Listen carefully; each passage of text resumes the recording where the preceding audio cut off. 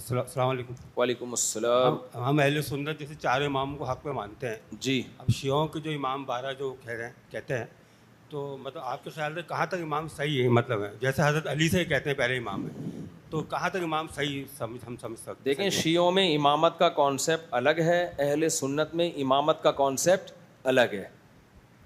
شیعوں میں جو امامت کا کانسیپٹ ہے میں اس پہ بحث نہیں کروں گا, وہ آپ شیعوں سے جا کے پوچھیں. ان کے ہاں امام اور پیغمبر تقریباً ایک ہی جیسے ہو گئے ہیں. جبکہ اہل سنت میں امام کا کانسیپٹ یہ ہے کہ قرآن و حدیث پہ جو ریسرچ کی ہے تو وہ ماہر تھے ریسرچ کرنے والے.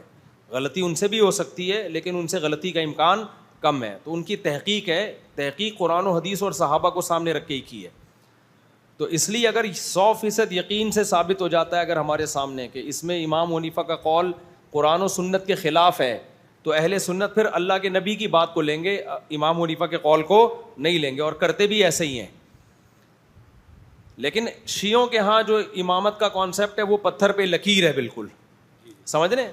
تو ہماری نظر میں یہ چاروں امام یہ ریسرچر تھے, محقق تھے, تو انہوں نے تحقیق کی ہے اور پھر امت نے ان کی تحقیق پر اعتماد کیا. تو اصل امام ہمارے نظر میں محمد صلی اللہ علیہ وسلم ہی ہیں. ان کی بات نبی کی بات پہ حجت نہیں ہو سکتی, نبی کی بات سے آگے نہیں نکال سکتے ہم, بلکہ نبی کی بات کی تشریح کے طور پر ان کو لیا جاتا ہے کہ نبی کی بات کا ایک مطلب وہ ہے جو میری سمجھ میں آ رہا ہے, ایک مطلب وہ ہے جو امام حنیفہ کے سمجھ میں آ رہا ہے. تو ہم کیا کرتے ہیں بھائی, جو مجتہد کی سمجھ میں آ رہا ہے اس کو فالو کرو, لیکن یہ نہیں ہے کہ ہم ان کو نبی کے برابر قرار دے دیں. اصل تو نبی ہی کو فالو کرنا ہے. سمجھ رہے ہو کہ نہیں سمجھ رہے؟ جبکہ شیعہ حضرات کے یہاں امامت کا کانسیپٹ یہ والا نہیں ہے. نہیں, میرا سوال یہ ہے کہ جیسے حضرت علی, حسن, حسین یہ تو ہم سمجھتے ہیں حق پہ ہیں, اور ان کے بیٹے امام حسین زین العابدین جو کہتے ہیں کہ انہوں نے ایسی کوئی چیزیں نہیں کی حضرت حسین کے شہادت کے بعد, لیکن ان کے بعد جو امام چلے تو وہ بھی کیا صحیح عقیدے پہ تھے؟ نہیں, دیکھو شیعہ کے جو امام ہیں نا جن کی طرف نسبت کرتے ہیں وہ لوگ ٹھیک تھے. جیسے امام جعفر صادق تھے, وہ تو بہت بڑے عالم تھے, بہت بڑے بزرگ تھے.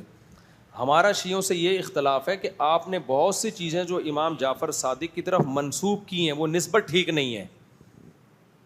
جیسے حنفی لوگ بھی بعض چیزیں امام ابو حنیفہ کے کھاتے میں ڈال دیتے ہیں اور کہتے ہیں دیکھو ہم فقہ حنفی کو فالو کرتے ہیں. ہم کہتے ہیں کہ بھائی یہ امام صاحب کی طرف اس کی نسبت ٹھیک ہے ہی نہیں, آپ نے خام خواہ میں اٹھا کے ان کے کھاتے میں. بہت ساری بدعتیں ہماری سوسائٹی میں ہے نا.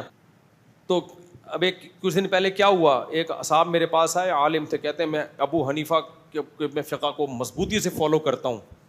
میں نے کہا فار ایگزامپل, کہتے ہیں میں فرض نماز کے بعد کبھی اجتماعی دعا چھوڑتا ہی نہیں ہوں. میں نے کہا کمبخت تو نے فالو بھی کس میں کیا ہے ٹھیک ہے نا, جو ثابت ہی نہیں ہے.